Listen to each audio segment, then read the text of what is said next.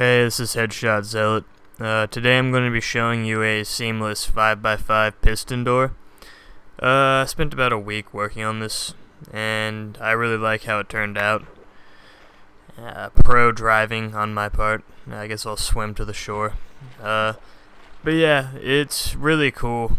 I used concepts from the 2x2 and 3x3 that I built, and just kind of applied it on a larger scale. I had to use a lot of pistons, like, to move all of them. Like, I didn't count, but it's probably near like 100 pistons or more to build this, how I've built it. But, when I actually make a tutorial on this, I'm gonna have rebuilt the door with better wiring and all that. So this is just kind of a proof of concept 5x5 that I built. Shows that it is possible to build one, and the new plan that I have for the door actually makes it so it's possible to pull out the middle block without it having to be sand like it is in my door, just because I couldn't figure out any way to get it out while I was building it. But then, you know, at the very end of the build, when I don't really want to redo anything, it came to me like, you know, wow, I can do it like that.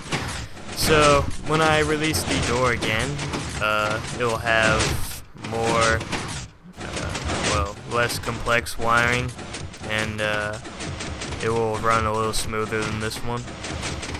But, yeah, I really like how it came out, even though it's kind of rough.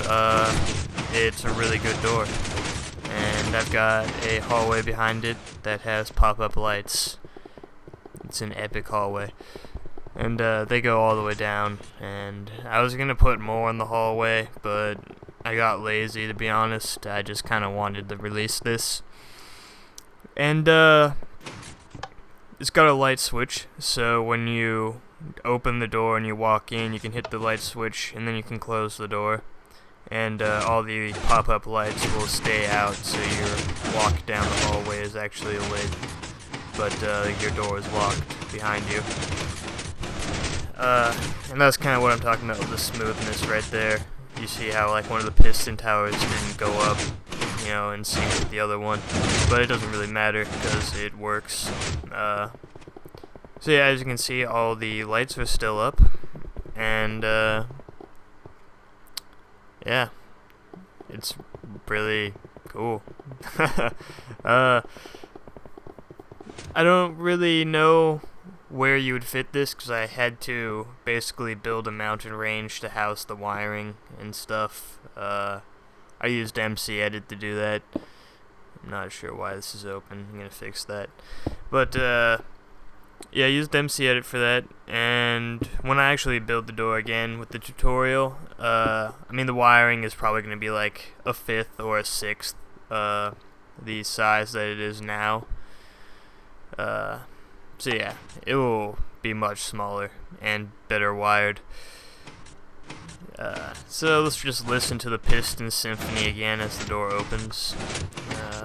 I really like to hear just like the hundreds of pistons moving around to make this work. And you know, if you like this video, go ahead and like it, and if you want to see more videos like this, go ahead and subscribe. Both help me out a lot. You can favorite the video too, if you really like it. And I believe this is the only 5x5 door on YouTube right now that's built using in-game redstone mechanics and pistons with 1.7. I mean, there's one other one, but you can't really consider that a 5x5, and then the other 5x5 that's out there is actually done with the piston mod. So this is the only door of its kind, and it's seamless, so that's really, you know, added benefit.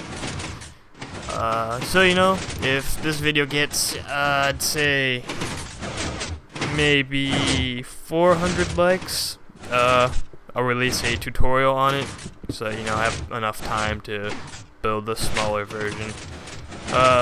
Or 250 subscribers, so I would also release the tutorial. And either of those marks you know, would work. And as you can see, when I hit the light switch off, when I had the door open and then walked out and closed it, it sends all the lights back down into the floor. So that's how you get the lights back down when you leave. You just turn the light switch off. So yeah, I'll show you how much wiring is actually used to make this, because it's a lot. And but it's worth it. Again, you know, when you see that, you just kind of go, wow, that's awesome. But you know, spending the time to do it, it just makes it all the better to open and close it. So yeah, I'll show you that wiring now. So those are the 2x2 and 3x3, and that's the 5x5. You can definitely tell it is a lot bigger. It's like about half a render distance on far, and it's like 4 or 5 levels of wiring. And about half the wiring is unnecessary. I could do completely without it, but I was lazy and just MC Edit copied that over when I was originally building it. So that's why there's like twice as much as there needs to be. But yeah, when I get around to building the smaller version, it'll probably take up like the size of maybe like one of these platforms that supports all the wiring. Like it'll take up that much space, maybe like a few stories, kind of like it is here. And I'm just going to show you one last little thing that I figured out while building this towards the end.